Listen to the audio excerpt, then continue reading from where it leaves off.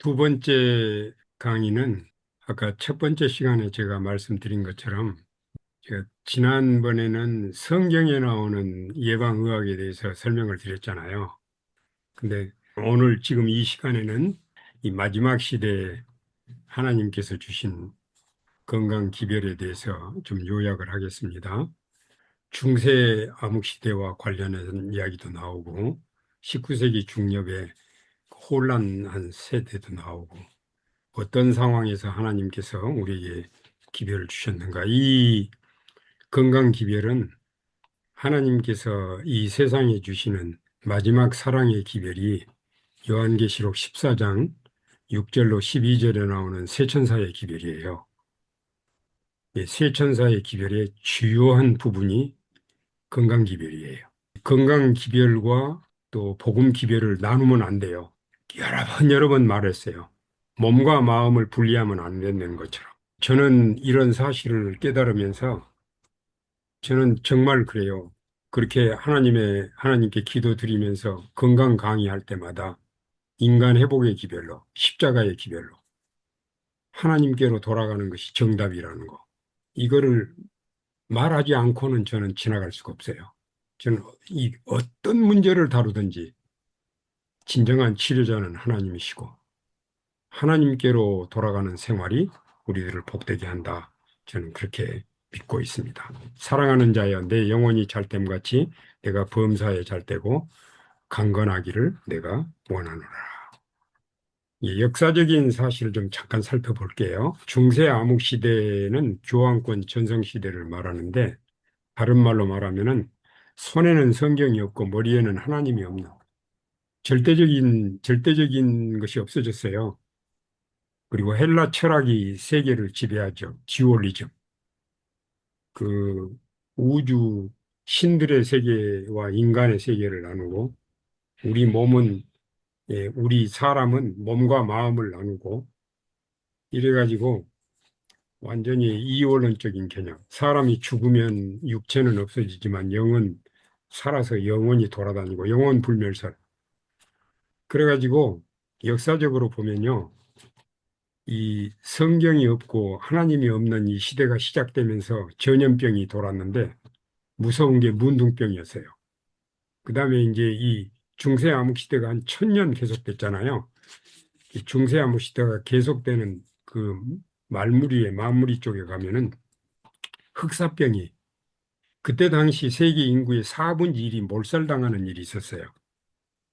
여기 그 네이버 지식 백과에 백과사전에 중세 암흑시대에 대한 정의가 나와 있어요. 로마 캐톨릭의 부패로 1000년 동안 교회가 영적으로 타락한 시대로 AD 590년 그레고리 1세 교황권 확립 때부터 1517년 루터의 종교 개혁까지를 중세 암흑시대라고 한다. 이렇게 했어요. 그런데 다른 말로 말하면은 중세 암흑시대는 무지의 시대예요. 한문으로 보면은 무지, 우리 한국말로는 똑같은데, 이렇게 보시면 어떨까요? 무지, 지식이 없는 무지, 이거하고 지혜가 없는 무지, 성경도 모르고 하나님도 모른다, 이렇게 보시면 되겠네요. 마음과 생활에 하나님에 관한 지식이나 개념이 없는 상태.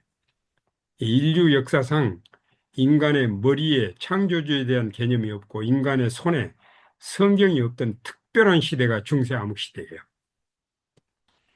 그리고 이제 그 중세 암흑 시대가 계속이 되면서 사람들이 이제 변화가 일어나기 시작했는데 두 가지 큰 변화. 이제 중세 암흑 시대가 1000년 동안 계속되는 동안 이렇게 살아서는 안 되겠다. 중세 암흑 시대에서 벗어나야 된다. 그러면서 일어나는 게 르네상스 운동이 일어나죠. 르네상스 운동. 문예부흥 운동. 나중에 이게 이제 휴머니즘이라는 인문주의로 발전하죠. 나중에 이게 18세기에 가서는 레이셔널리즘이라는 합리주의. 거기서 이제 나오는 것들이 이제 공산주의, 진화론, 뭐 강신술 이런 것들로 이어지죠. 종교 개혁은 이제 말틴 루터의 종교 개혁으로부터 시작이 됐는데 그 암흑 시대를 벗어난다는 목표는 같지만 방법은 정반대예요. 문예부흥은 이렇게 신에게 붙잡혀가지고 살면 안 된다. 신으로부터 벗어나야 된다. 이런 운동이고, 종교개혁은 우리가 하나님을 잘못 믿어서 그런다. 제대로 하나님을 믿자. 이런 운동이에요. 그리고 종교개혁이 이제 16세기에 시작을 했지만 300년 동안 완성되지 못했어요.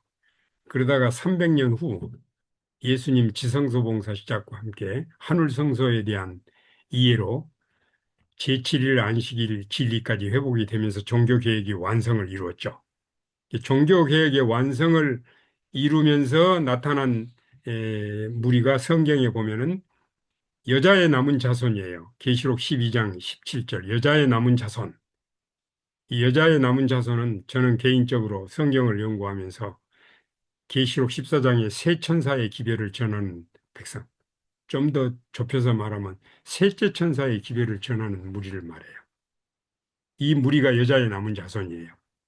이게 진정한 종교개혁을 이룬 사람들이에요.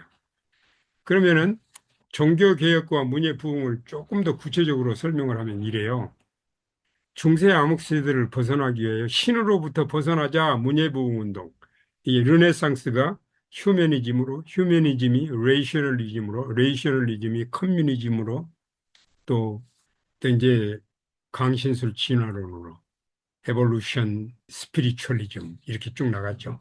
종교 개혁은 하나님께로 제대로 돌아가자. 그래가지고 이제 1000년 동안 짓밟혔던 성경 진리가 하나하나씩 회복이 됩니다.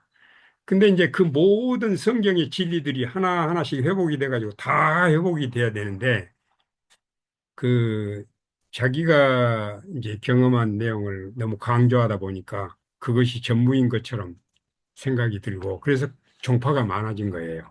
근데 제가 이런 사실들을 살펴보면서 또 깜짝 놀랄 만한 사실을 발견했는데 이 세상에 이 말틴 루터 종교 개혁으로부터 19세기 중엽의 안식일 개혁 회복까지 성경에 나오는 모든 진리 예를 들면은 그 말틴 루터는 믿음으로 말미암아 얻는 구원 이 장로교회는 법왕 정치에서 장로 정치로 그다음에 감리교회는 우리 믿기만 하면 안 되고 순종의 생애가 있어야 된다.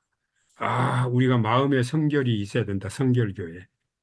또 이제 우리가 예수님 오시는데 재림을 기대해야 된다. 재림교회. 또 물속에 잠기는 침례를 주장하는 침례교회에서 마침내 이제 안식일 진리는 절제 뭐 이렇게 성경의 진리로 하나하나 다 회복해 가는데 너무너무 놀라운 사실은 이 모든 성경의 진리를 다 받아들이는 사람들이 있었어요. 그 사람들이 계시록 12장 17절에 여자의 남은 자손이에요. 그들은 대실망을 하늘 성소에 대한 이해를 가지고 실망의 이유를 알게 되고 예수님이 1844년 10월 22일에 이 땅으로 오시는 것이 아니라 하늘 성소로 들어가셨어요. 다니엘서 7장 13절에 명확하게 얘기했잖아요. 예수님이 인자 같은 이가 하늘 구름을 타고 이 땅으로 오시는 것이 아니라 예적부터 항상 계신 자에게로. 그렇게 성경에는 하늘 성소에 대한 언급이 너무 많이 나와요. 대표적인 게 이제 히브리서, 요한계시록, 다니엘, 에스겔서 이런데 하늘 성소에 대한 언급이 많이 나오죠. 근데 요즘 이제 대부분의 개신교도들은 예수님의 십자가를 죄인의 구원에게만 생각해요. 이 우주적으로 이렇게 생각을 안 해요. 하늘 성소를 가질 때 하늘에서 생겨난 반역이 지구로 옮겨지고 우주적인 관점에서 그러니까 예수님의 십자가의 그 구속은 죄인을 구원하는 일뿐만 아니라 사단이 만들어 놓은 하나님에 대한 오해를 이게 해결하는 하나님의 품성과 하나님의 율법의 불변성에 대해서 옹호하는 이게 우주적인 관점에서 보게 하는 거죠. 이게 굉장히 중요한 거예요.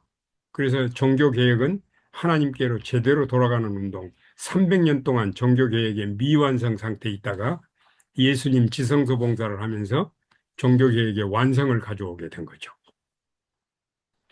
자, 중세와 근대 3대 역병이 이제 있었는데 AD 541년 이렇게 지중해 연안으로 200여 년 동안 문둥병을 비롯해서 여러 전염병으로 4천만 명이 죽었어요. 지금 4천만 명에도 많은데 그때는 인구가 지금처럼 많지 않은 시대니까 당시 인구의 4분의 1, 3분의 1이 몰살당했다 이렇게 생각하시면 돼요.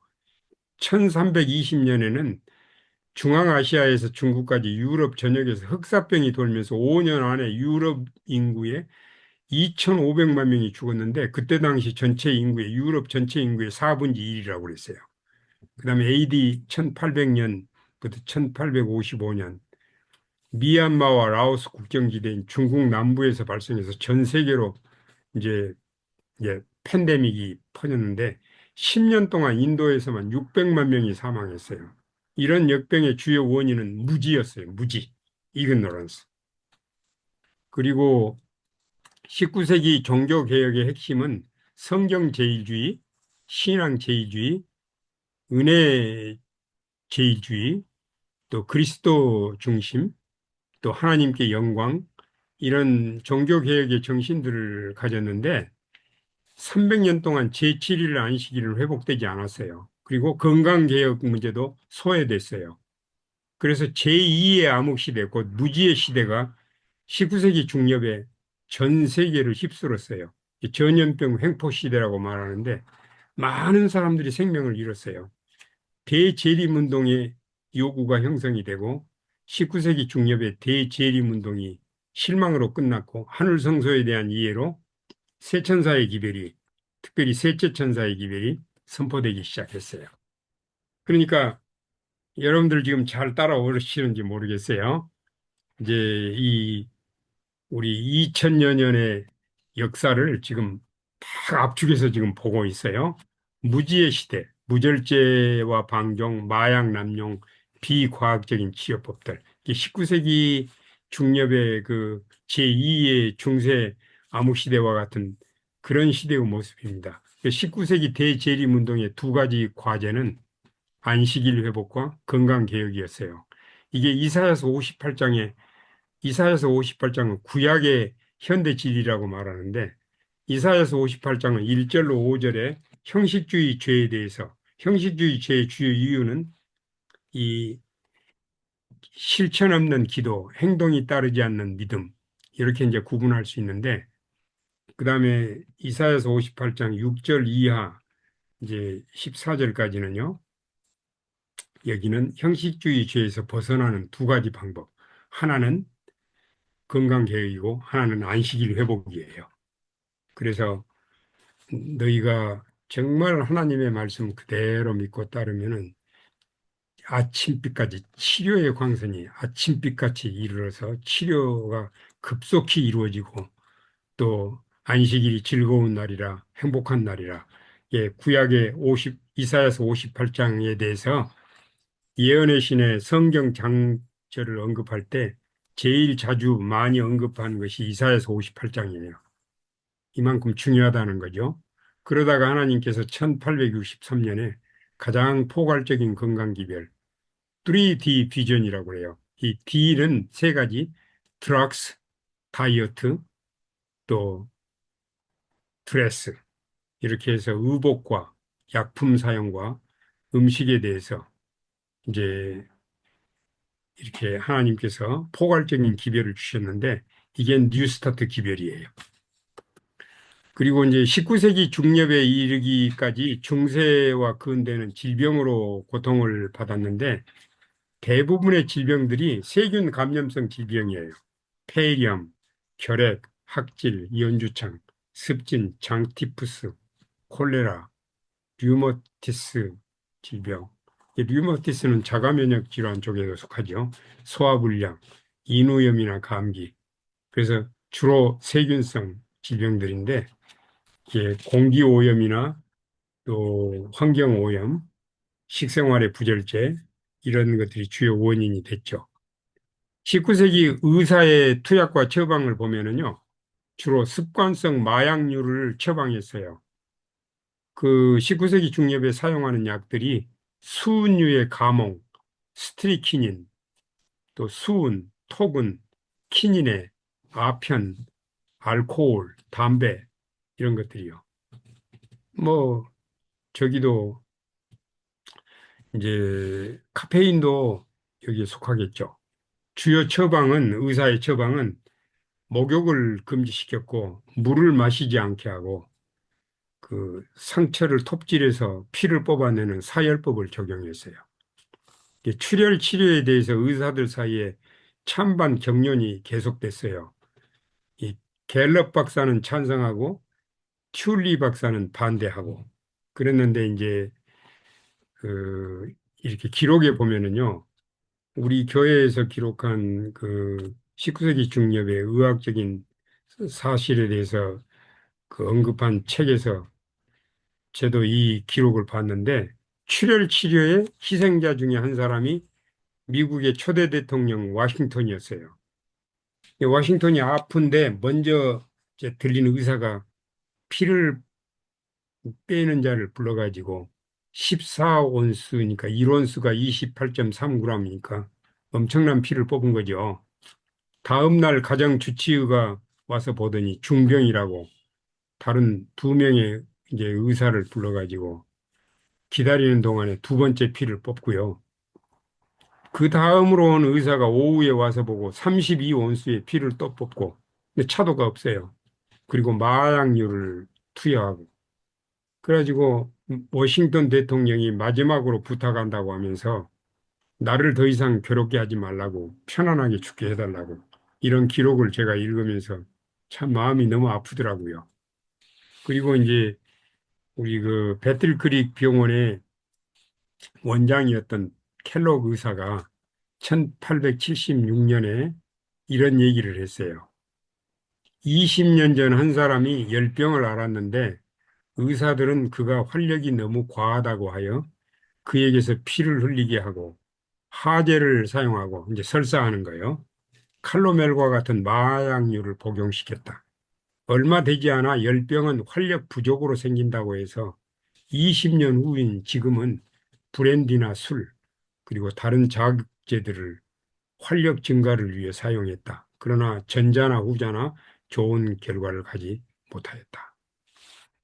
제가 여기서 좀 말씀드리고 있는 거는요. 현재 우리 주변에도 사열법을 병치료에 사용하는 경우가 있는데 저는 이 역사적인 이 사실들을 보면서 그건 아닌데 이런 생각이 들더라고요. 왜 그러냐면요. 뉴스타트 생활은 피가 잘 돌도록 하는 거예요. 여러분 보세요. 우리 몸의 피는 1분 안에 한 바퀴씩 돌아요. 정확하게 37초마다 한 바퀴씩 돌아요.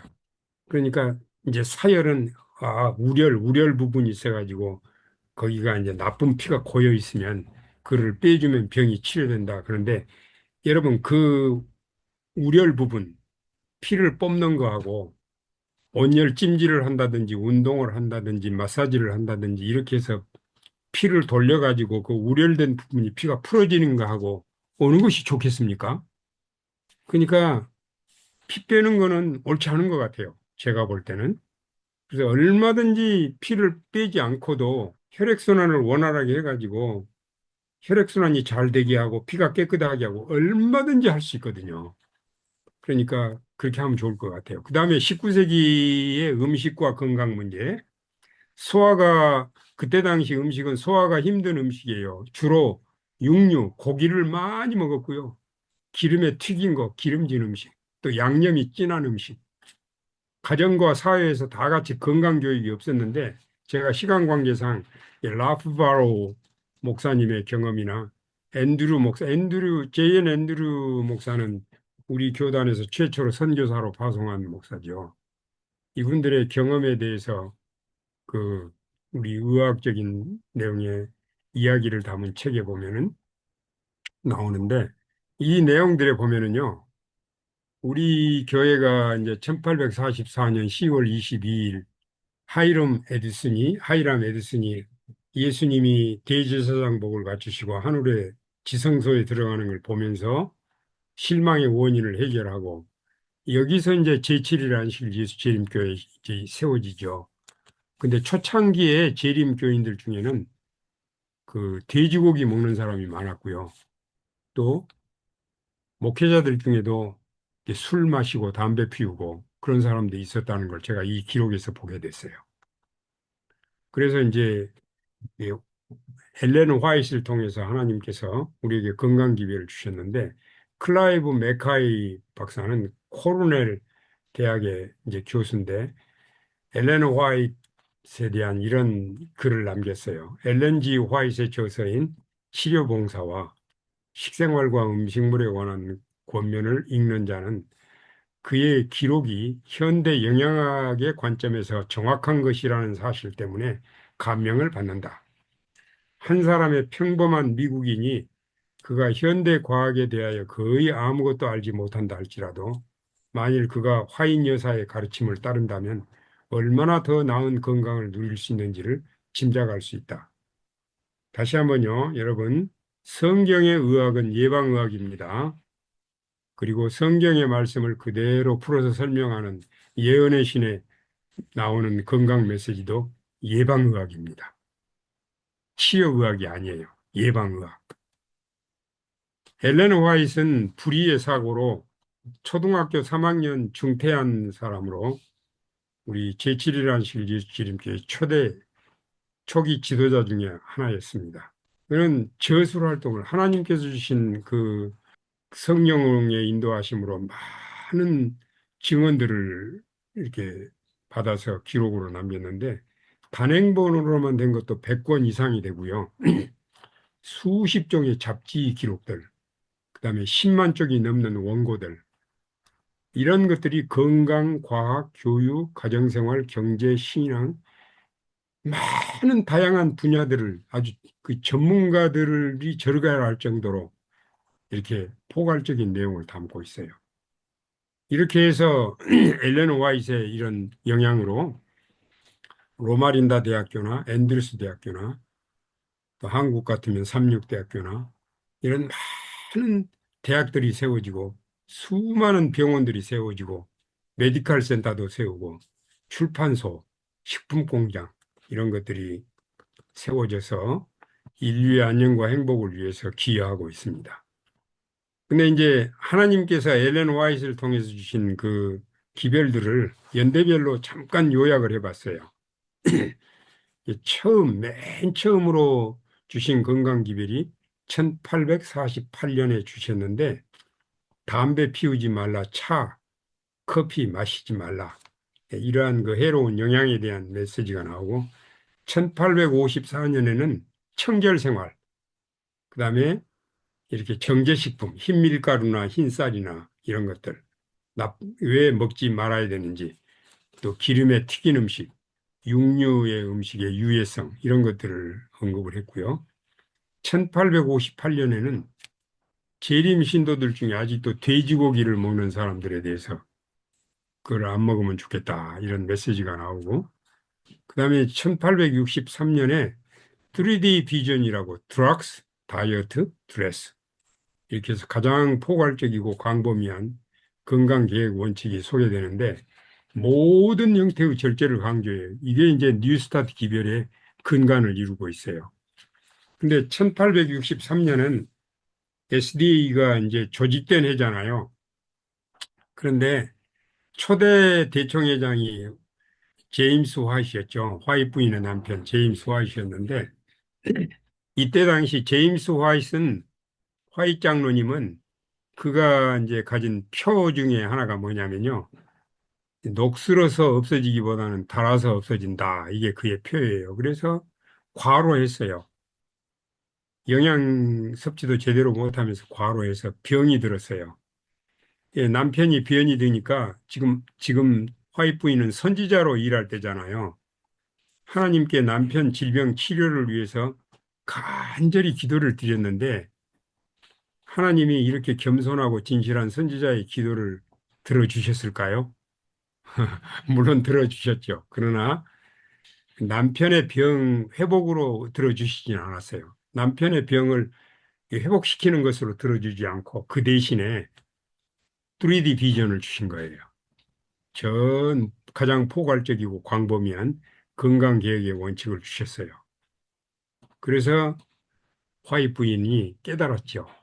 남편을 살리기 위해서 이렇게 뭐 장작을 패게 하고 운동을 하게 하고 공기 좋은 데 가서 이렇게 살고 그렇게 해서 하나님께서 왜 이런 건강 기별을 주셨는가를 알게 된 거예요. 그 다음에 이제 3D 비전의 그 내용은 당시 과학적 지식을 앞선 기본적인 건강 법칙을 제시했고 모든 형태의 부절제에 대해서 언급을 했고요. 두드러진 특징은 신체적인 건강과 영적 건강을 이렇게 나누지 말라. 그다음에 절제 원칙과 건강 개혁의 실천, 머리로만 알지 말고 직접 실천하도록 몸의 성전을 돌보는 것을 신성한 의무로 규정했어요.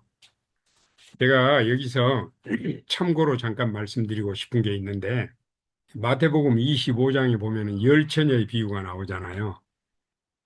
미련한 처녀와 슬기로운 처녀 두 부류의 처녀들이 이 처녀는 교회를 가리키죠. 다 등을 가지고 있어요. 등. 하나님의 말씀 등을 가지고 있고 다 재림을 기다리고 있어요. 그리고 다 졸고 있어요. 근데 이 슬기로운 처녀와 미련한 처녀의 차이가 딱 한 가지 차이가 있었는데 등에 기름이 있느냐 없느냐.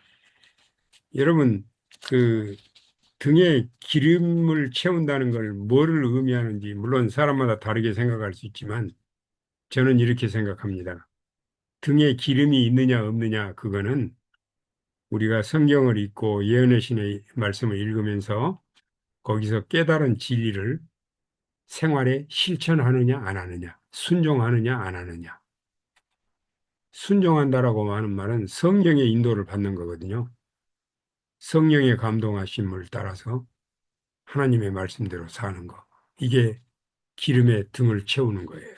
우리가 우리 생활을 뒤돌아보면서 내가 하나님의 말씀을 읽고 감동을 받았는데 그냥 들을 때뿐이고 실천하지 않았다면 우리 다시 한번 하나님 말씀 그대로 순종하는 삶으로 돌아가야 돼요.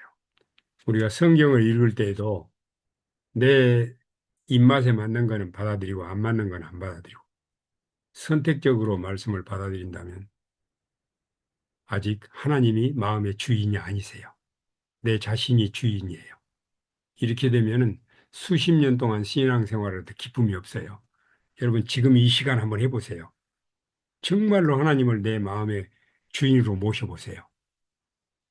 순간 인간의 하늘의 색깔이, 우리 인생 하늘의 색깔이 달라집니다. 내가 전에 도무지 깨닫지 못했던 마음의 평화를 느끼기 시작해요. 진정한 자유를 얻게 되고 지금 이 순간에 우리가 기도하면 됩니다. 하나님, 내 마음의 주인으로 모시기를 원합니다.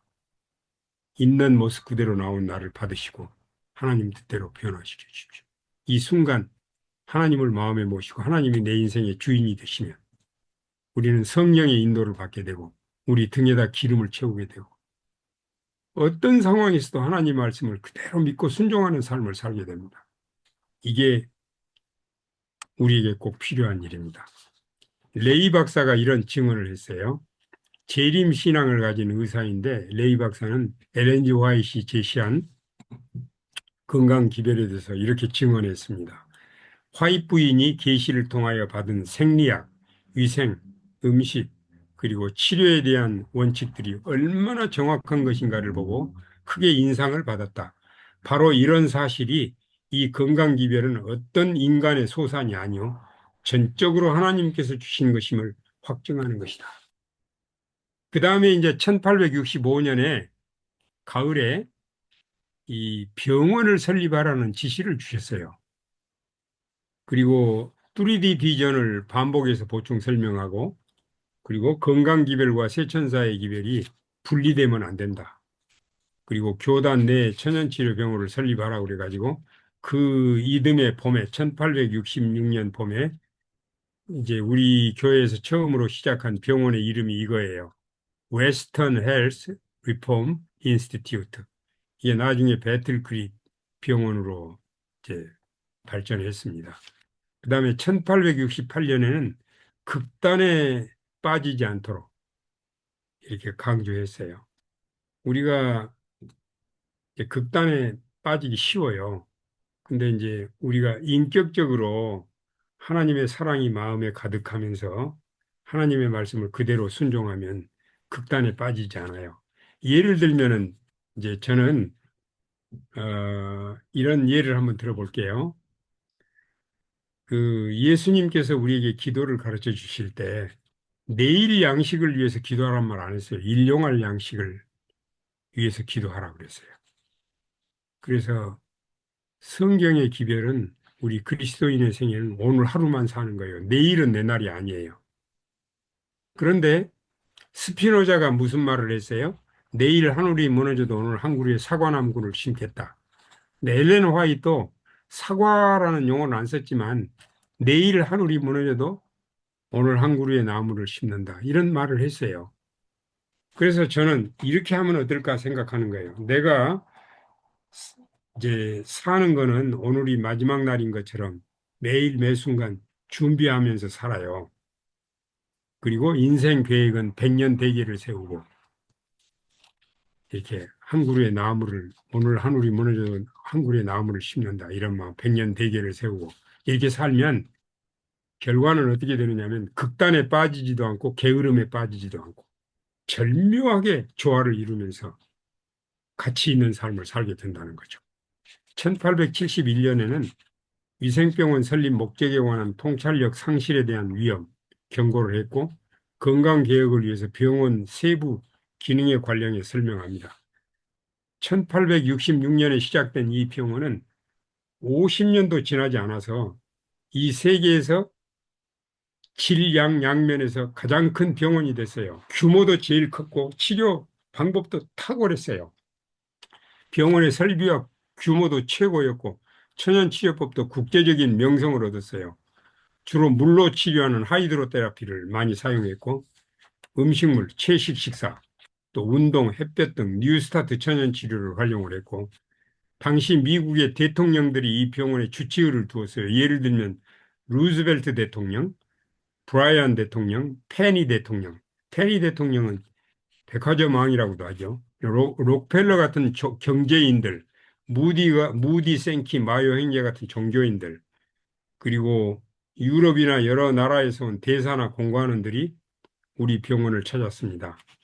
프랑스 파스테르 병원에서 온 유학생들이 우리 배틀크릭 위생병원에 있는 의과대학에서 공부하기도 했습니다. 이렇게 해서 그 1901년 4월 9일 대총회 보고에 병원 차례가 와서 보고하는데 직원이 1722명, 의사가 74, 간호사가 448, 직원이 1200명. 직영기관이 요양소가 27곳, 치료소 및 진료소가 27곳, 고아원 하나, 양로원 하나, 건강잡지는 월간 3만 부가 발행되고 9종의 건강 유인물을 발간하고 의과대 학생이 115명이었고 그리고 독자적으로 의사와 간호사를 해외 선교사로 파송하기로 하고 이 병원이 하늘의 지시대로 운영하는 동안에는 세계적인 명성을 얻는 병원으로 발전을 했습니다. 1901년 대총회 회기 동안 의료선교 사업에 대한 기별을 하나님이 주셨는데 보통 이제 대총회 때는 천거위원이 선거위원을 뽑고 이 선거위원이 이제 대총회장이나 임원들을 뽑는 동안 나머지 대표들은 경영위원회를 하죠. 이 경영위원회 시간에 화이트 부인이 하청에서 하나님께서 주신 기별이 있다고 하면서 전한 기별이 의료선교 사업이었어요. 근데 여러분들 교회증언 6권에 보면은 거의 100페이지에 94페이지인가 돼요. 100페이지에 해당되는 분량의 내용이 의료선교 사업에 관해서 기사를 실었어요. 의료선교 사업에 관해서. 그 화이트 부인이 마지막으로 대총회에 참석한 그 대총회가 1909년 워싱턴 DC에서 열린 대총회인데 여기에서 다시 의료선교 사업에 대해서 재강조를 합니다. 의료선교 사업은 이전에 없었던 진지함으로 추진되어야 한다. 여기 그 1901년 배틀크릭 대총회에서 주신 의료선교 사업의 내용을 요약하면 먼저 의료선교 사업의 성경적인 권위를 제시를 하고 또 의료전도와 복음전도를 나누지 말아라. 또 의료선교 사업은 다른 모든 사업이 문을 닫아도 가장 마지막까지 남아서 영혼 구원 사업을 할 사업이다. 이렇게 얘기를 했고요. 또 모든 신자들을 의료 선교 사업을 위해서 지도자로 훈련을 해라.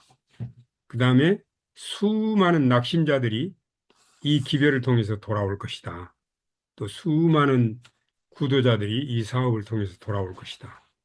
목사들은 이 의료 선교 사업에 대해서 결정적인 관심을 가져야 한다. 그렇지 않으면 목사라고 하지 말아라. 이런 말도 나와요. 그리고 의료 선교 사업은 하나님의 사업이다. 그래서 저는 이 말씀을 읽으면서 이런 생각이 들더라고요. 그 1901년에 주신 의료 선교 사업에 대한 메시지는 1901년 이후 세상 끝까지 우리 제7일 안식일 예수재림교회가 어떤 방향으로 선교 활동을 진행해야 되는 선교의 방향을 제시해 주신 거예요. 이거는 이제 여기에 관심 있는 사람들만 이 일을 하는 게 아니라 대총회로부터 일부 일반 교회에 이르기까지 모든 교회가 이 사업을 해야 된다는 거예요. 물론 우리가 이 재림교회가 건강 사업에 대해서 관심을 가지고 많은 일을 하고 발전시킨 것은 사실이에요. 그러나 아직 거기까지는 못 미친 것 같아요. 전 교단적으로 이 사업을 활성화시켜서 나가는 일, 그게 좀 아쉬운 일이에요. 의료 선교 사업은 치료와 축복의 복음, 복음 사업의 선구자, 복음팔의 오른팔, 예증된 복음, 가장 효과적인 도구, 사람의 호감을 사는 수단, 또 하나님께서 직접 고안하시고 또 성공을 보장한 이런 사업들이에요. 그래서 우리 건강기별의 핵심은 이제 일목요연하게 8가지로 요약된 게 뉴스타트 생활이고요. 이 뉴스타트 생활은 전 존재적으로 자연으로 돌아가는 건데, 즉 하나님께로 돌아가는 거예요. 인간을 회복하는 기별이고, 그리고 전인 접근을 위한 결합과 결합봉사, 통합치료에 대해서도 언급을 하셨고, 전 세계를 위한 의료 선교 사업에 대해서 언급을 했고, 또 도시 전도와 시티 미션하고 아웃포스트 센터, 도시 전도와 전원 전도 센터, 이게 전원 전도 센터가 시골 생활을 의미합니다. 그래서 우리 하나님께서는 우리에게 맡겨주신 이 사업을 가장 성공적으로 수행하기 위해서 다음과 같은 결석이 필요하다고 말씀하셨어요. 예를 들어서 이제 한 사람의 경우 이제 누구든지 이 사업을 하시는 분들은 인격적인 이 결합이 필요합니다.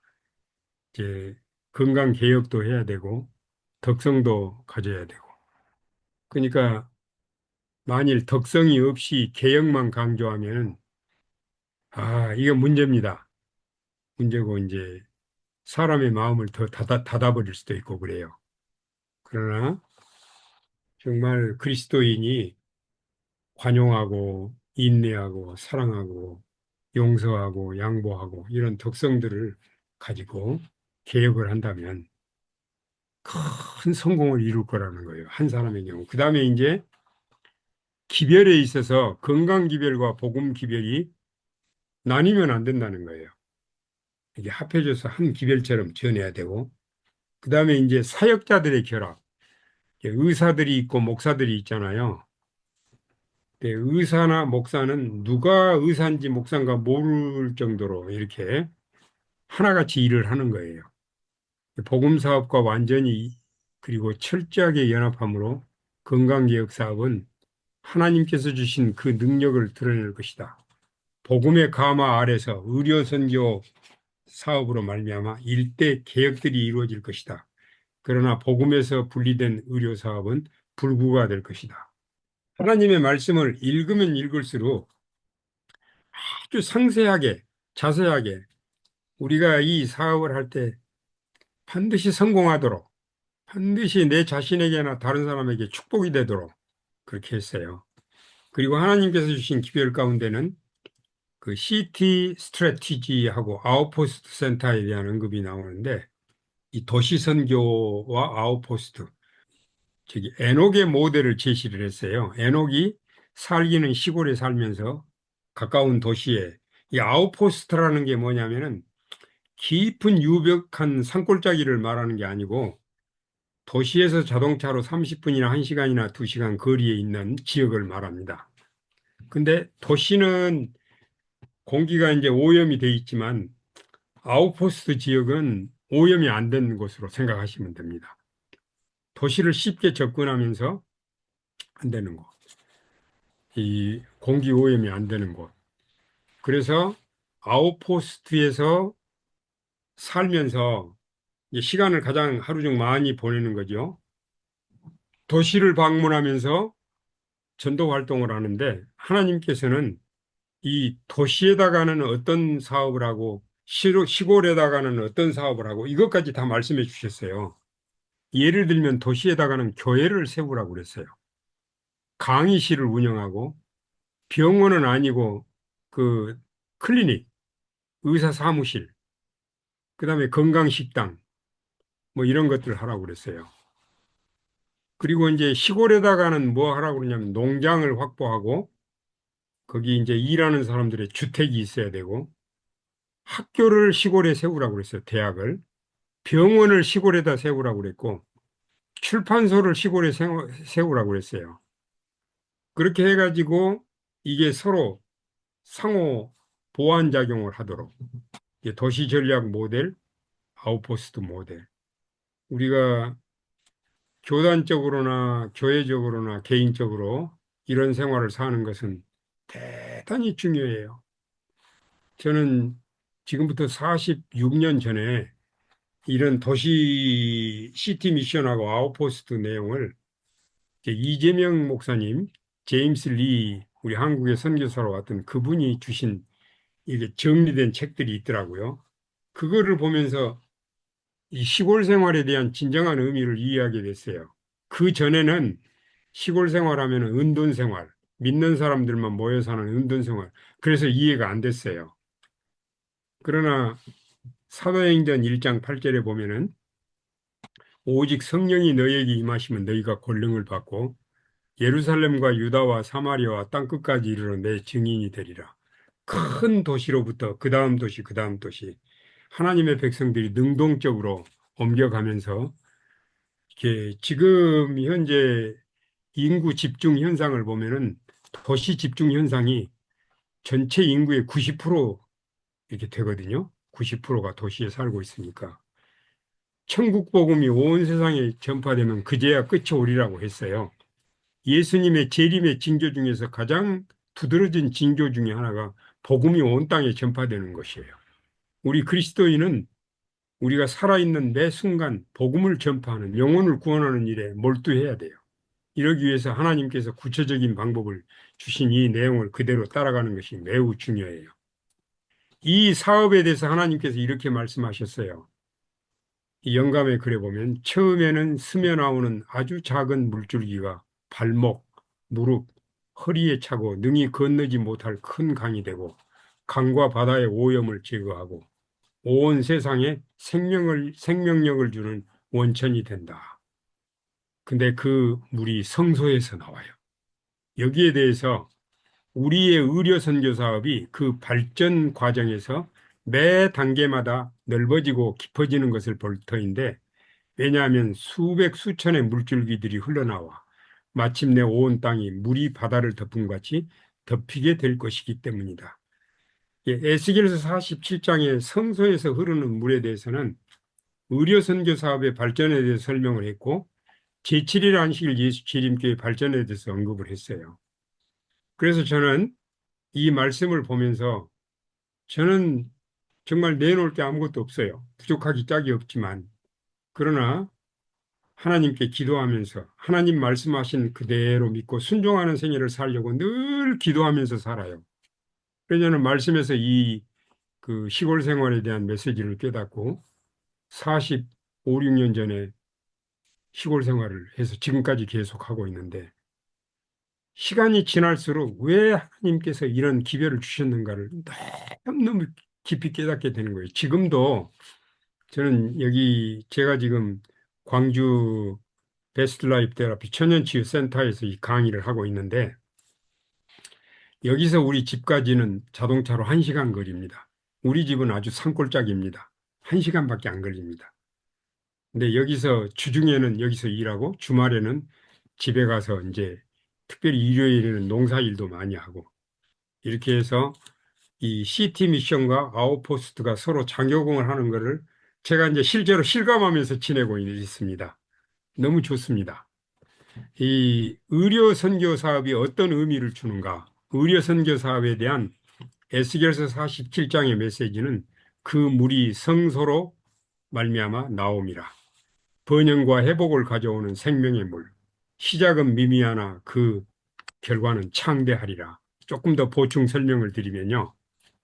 이 물이 번영과 회복을 가져오는 생명의 물, 이 물이 흘러감으로 바닷물이 조성함을 얻겠고 강 좌우에는 각종 먹을 실과나무가 자라서 그 잎이 시들지 아니하며 달마다 새 실과를 맺으리니 그 물이 성소로 말미암아 나옴이라. 아, 이게 중요합니다. 근원이 하나님에게서 나온 거예요. 의료 선교 사업은 하나님이 직접 고안하시고 인간으로 오신 하나님이 모본을 보이시고 다른 모든 복음 사업이 문을 닫아도 가장 마지막까지 복음을 전할 사업이고 그리스도를 가장 효과적으로 나타낼 수 있는 사업이고 사람들의 호감을 사가지고 마음과 마음이 통하면 복음을 전할 수 있는 가장 좋은 방법이고 분명한 성공이 약속돼 있고 얼마나 좋습니까? 이런 사업을 하나님께서 우리에게 맡겨주셨고 시작은 미미하나 결과는 창대하리라. 의료 선교 사업이 그 발전 과정에서 매 단계마다 넓어지고 깊어지는 것을 볼 것인데 왜냐하면 수천 수백의 물줄기가 흘러나와 마침내 온 땅이 물이 바다를 덮음같이 덮이게 될 것이기 때문이다. 이렇게 말씀을 했어요. 그래서 여기 의료 선교 사업에 대해서 이미 제가 조금 전에 말씀드린 것처럼 가장 효과적인 영혼 구원 사업이다. 그리스도를 나타낼 수 있는 최선의 방법이다. 가장 지속적인 영혼 구원 사업이고 가장 마지막까지 남아서 인간 회복을 위한 필수 사업이고 하나님이 직접 고안하시고 모본을 보여주시고 확실한 성공이 보장된 사업이다. 이렇게요. 그래서 그 의사에게 보내는 권면 131쪽에 보면 하나님께서 우리에게 천사들도 부러워하는 임무를 주셨다. 의료 선교 사업을 전개할 때가 왔다. 멸망해 가고 있는 인류를 바라보시는 하나님의 가슴 속에는 동정심이 용솟음치고 있다. 모든 하늘 거민들은 손에 땀을 쥐고서 인간의 감독하에 전개되고 있는 의료 선교 사업이 과연 어떠한 인상을 부각시키게 될지 지켜보고 있다. 의료 선교 사업은 하나님이 친히 고안해내신 거룩한 사업이다. 그래서 하나님과 손잡고 영혼 구원 사업에 전력을 다하면서 그리스도께서 일하셨던 분야에서 일하는 사람은 틀림없는 성공을 거두게 될 것이다. 기억해야 될 사실, 하나님께서 주신 건강 기별은 이 세상에서 가장 좋은 건강 정보, 이 예방의학이에요. 가장 마지막까지 남아서 구속 사업을 효과적으로 전할 청사진, 그리스도께서 친히 모본을 보이시고 성공이 보장된 사업, 효과가 좋고 부작용이 없고 사용이 편리하고 값이 저렴하고 재발이 없고 병도 낫고 사람도 회복이 되고 이런 치료법. 세상에서 사람이 찾을 수 있는 가장 좋은 치료법. 병도 낫고 사람도 회복되고 또 예방과 치료, 재발 방지, 삶의 질 향상이 다 포함되고 증상 완화뿐 아니라 원인도 제거돼서 근본 치료가 되고 몸만 회복되는 게 아니라 마음, 정신도 회복이 되고 성공률은 100%, 한 번 정확하게 알면 평생 사용할 수 있고 이 놀라운 건강 기별은 하나님께서 우리에게 주신 소중한 유산이에요. 우리가 우리에게 주신 기별의 유익을 받아들이지 않는다면 우리는 우리 자신을 속이는 자가 될 거예요. 그리고 우리가 주변에 있는 이웃들에게 이 기별의 축복을 나누지 않는다면 우리는 세계를 속이는 자가 될 거예요.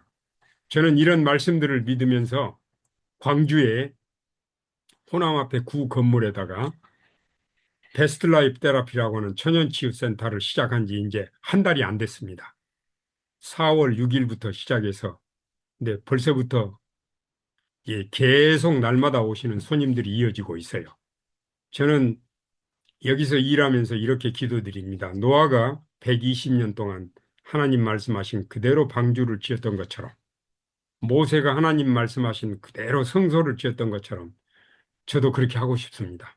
하나님 말씀하신 그대로. 저는 이 사업이 결과에 대해서 걱정하지 않습니다. 우리가 선택하면 하나님이 이루신다고 하셨어요. 제가 하는 이 사업은 이 주인이 하나님이세요. 여러분도 마찬가지예요. 저는 여러분들은 이 세상에서 가장 축복받은 사람이라고 생각해요. 왜냐하면 이렇게 좋은 사업을 위해서 지난해도 1년 교육을 받으시고 이번에도 교육을 받으시고 아마 내년에도 또 계속 교육을 계속 같은 교육을 받으실 분이 계실 거예요. 여러분들은 이 세상에서 가장 좋은 선택을 하셨고 가장 축복받은 사람입니다. 여러분 십자가에서 보여주신 하나님의 놀라운 사랑을 느끼고 체험하고 나누면서 믿음과 순종의 생애로 하나님께 영광 돌리는 삶을 사신다면 얼마나 좋겠습니까? 너희는 너희 하나님 여호와를 신뢰하라. 그리하면 견고히 서리라. 그 선지자를 신뢰하라. 그리하면 형통하리라. 내가 너희가 너희 하나님 나 여호와의 말을 들어 순종하고 내가 보기에 의의를 행하며 내 계명에 귀를 기울이며 내 모든 규례를 지키면 내가 애굽 사람에게 드린 질병이 하나도 너에게 내리지 아니하리니 나는 너희를 치유하는 여호와이니라. 성공률 100%. 치료자는 하나님이세요. 우리의 역할은 병든 사람을 하나님께로 인도하는 거예요. 그럼 하나님이 다 하셔요. 이런 놀라운 축복을 누리면서 여러분 오늘 하루도 정말 행복하고 복된 생애를 사시기를 바랍니다.